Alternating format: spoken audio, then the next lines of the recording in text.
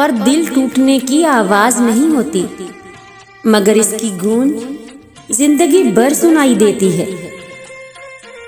इस्लाह के 100 अल्फाज से ज्यादा तजर्बे की एक ठोकर इंसान को मजबूत बनाती है।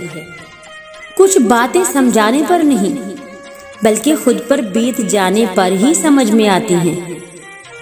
लोग तुम्हारे कारनामे देखते हैं, लोग तुम्हारे कारनामे देखते हैं और रब तुम्हारी नीयतें देखता है। मुझे लोगों को पढ़ना नहीं आता, मुझे लोगों को पढ़ना नहीं आता, मगर उन पे एतबार करके सबक जरूर मिल जाता है।